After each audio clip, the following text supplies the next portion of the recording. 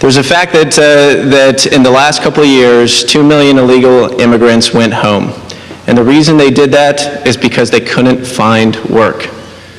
If we do workplace enforcement with teeth, and first start by securing the border, then we can start addressing this issue, and it doesn't federalize a massive new bureaucracy. It isn't borne on the backs of the U.S. taxpayers. They buy their own tickets. They move themselves back over the border. That's how we solve this issue. Ms. Emerson? There's no doubt that we need strong workforce enforcement with regard to illegal immigration, and as a matter of fact, this administration hasn't done a very good job on that.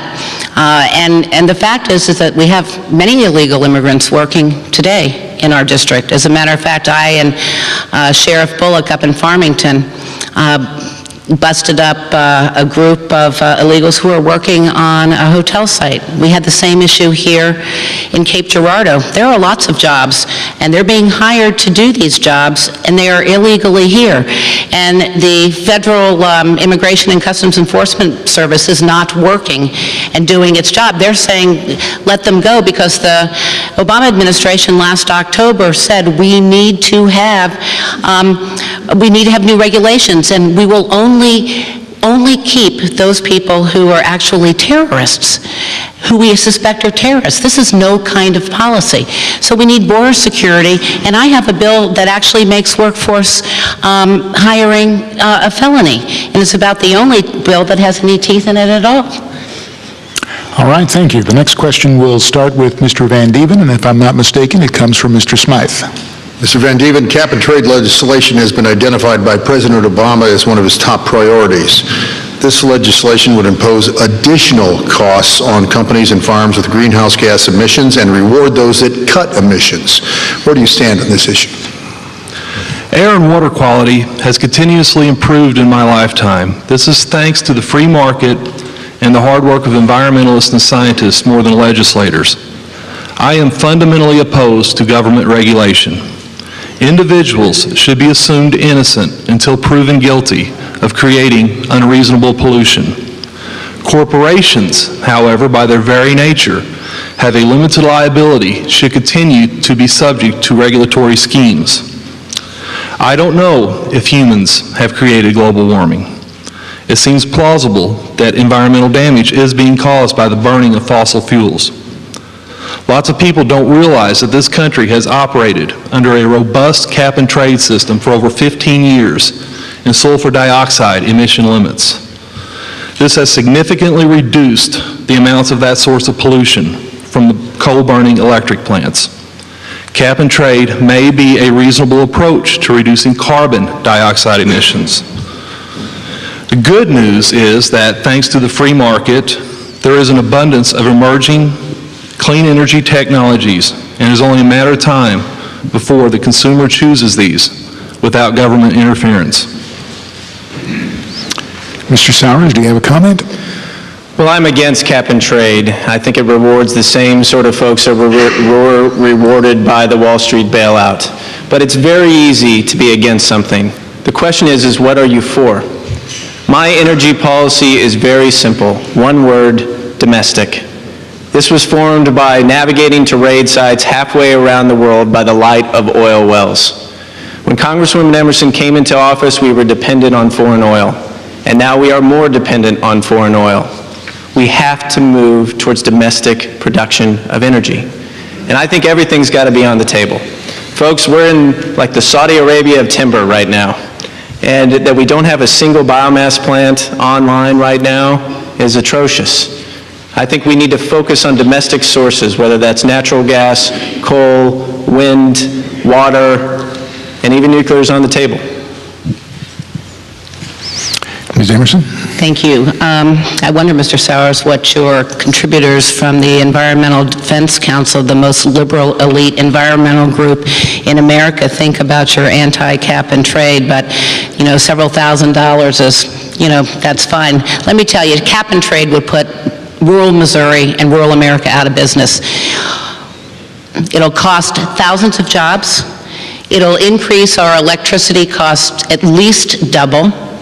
It will continue to make manufacturing almost impossible, and it will kill agriculture. And the last thing that we need in this country is to import our food. But agriculture happens to be the largest user of energy of any industry in our district, with the exception of Noranda. Oh, and then we have 1,000 jobs at Noranda, one of the only aluminum smelters in the country. All of those jobs would be gone because cap and trade will kill rural America. Mr. Bill?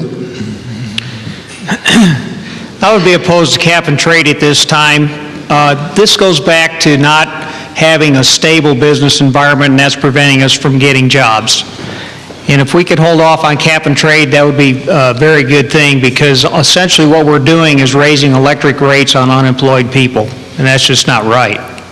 The one thing I want to point out, though, is the EPA got the capability to institute cap and trade on its own volition with a Supreme Court hearing that was held in 2007. At that time, our current representative was in Congress, and also we had a Republican president. And they missed at that time the opportunity to revise EPA legislation and stop this from coming.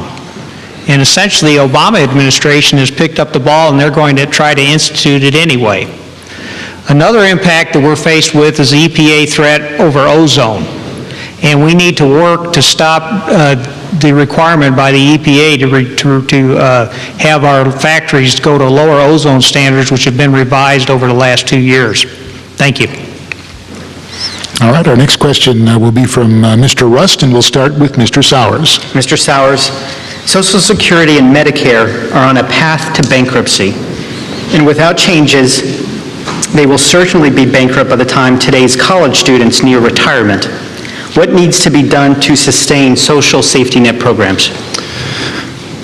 Well, it's clear that Social Security and Medicare are in trouble, and the incumbents have put it there. I think what we've got to do is get more people working here in America again. Get more jobs back here to America. We have to renegotiate these trade deals so we start manufacturing some more, so more people can pay into Social Security. We have to stop these bailouts that send our money over to Wall Street or to all the various bailout schemes that the incumbents come up with. My main focus on that is that Social Security and Medicare are an obligation. It's a promise. It's a promise that must be upheld.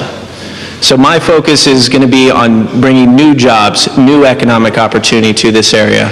And we do that by renegotiating these trade deals, investing in infrastructure, and electing something that we haven't had for a very long time, which is a true ambassador for this region. Someone that was born and raised here, that has skin in this game, that hunts, that fishes, that listens to the Cardinals. And more than that is somebody that's young and aggressive and will fight for those jobs. On the last day, when a business is deciding whether they're going to move here or move someplace else, I will be in that room. I will advocate for that business to come here. And I will actively go out and seek and search new business to come here. Because when that happens, it solves our problems. Property taxes go up and our schools get better. We have more people covered under health care, and our communities become vital again. Thank you. Ms. Emerson, a comment? You know, of the 9 congressional districts in Missouri, the 8th district has the largest number of senior citizens, fully 1/4, if not just a little bit more, of our folks are seniors. And we do have a contract with them for both Social Security and Medicare. Let me say that, number one, with regard to Medicare, if we had passed my reimportation bill that would have lowered the cost of prescription drugs by 2/3 and saved the government $54 billion over 5 years, it would go a long way towards saving Medicare. If we, in fact, had not, and done that instead of putting in Medicare D that costs $1.3 trillion, I voted against the final conference report on that. If, in fact, we actually stop spending Social Security Trust Fund money, and we cut the deficit and we cut the debt and we get our economy moving again, that's the best way to get more money into those systems. Mr. Bill. Well, this is where I'm probably going to differ from normal politician. You know, I'm going to talk about the 800-pound gorilla in the room, here and in Congress. Social Security, you know, was tapped out for these big government programs, and now we're going to have to face a reality that people are not living to 65, they're living to 85. Now, the people that are currently on Social Security now and receiving Medicare, I think it's appropriate that they get it at the time that they're getting it now. But for those that are 50 and under, we're probably going to have to raise their ultimate retirement ages. We're also going to have to make Social Security disability qualifications more stringent. Like I said, that seems to be where a big growth in Social Security is occurring. And as far as Medicare is concerned, I think it's very appropriate that we look for refining the Medicare process, which would be involved possibly buying drugs wholesale the way I think the Veterans Administration does now. And those are the things, the big things that I'm going to be addressing when I'm in Congress. Thank you. Mr. Van Dieven? I have no interest in saving these entitlements. Social Security is a rotten scheme. People work hard, end up being dependent on the next generation for their life substance. Current benefits are paid by future retirees. In the private sector, we call this a Ponzi scheme, and we put people like Bernie Madoff in prison. In 7 years, Social Security will be paying out more than it takes in. Neither major political party will address this sacred cow. If elected, I support funding current liabilities by cutting spending in other areas, such as the occupations in Iraq and Afghanistan, allowing my generation to invest at least half of our taxes in individual retirement accounts. Our future Social Security benefits will be reduced accordingly. My goal is to eliminate the burden of Social Security for my children's generation.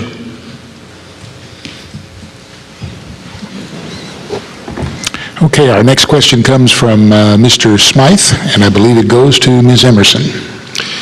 Ms. Emerson, the 8th District is a heavy exporter of agricultural products to other nations, but many criticize recent trade deals as harming the manufacturing base in the United States. What should U.S. policy be towards free trade? Well, there is a difference between free trade and fair trade, and there is absolutely no doubt that our agricultural exports, have increased about 66% since 2005 as a result of trade agreements. There have been a couple of trade agreements, one of which I voted against, that actually we have declined in our beef sales to Australia. And so you have to look at every trade agreement individually. At the end of the day, I think what has caused, more than anything else, our jobs to leave here, and it's heartbreaking, is the fact that we don't have any kind of a tax system that rewards job creation.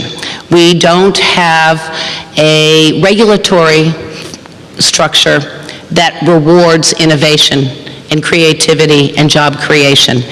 And we have a tax structure for companies that actually kind of pushes them to move their jobs offshore to some extent because it's less expensive to do business. If you look at all of our trade competitors, including the European Union, you'll see that their regulatory schemes are nothing like the United States.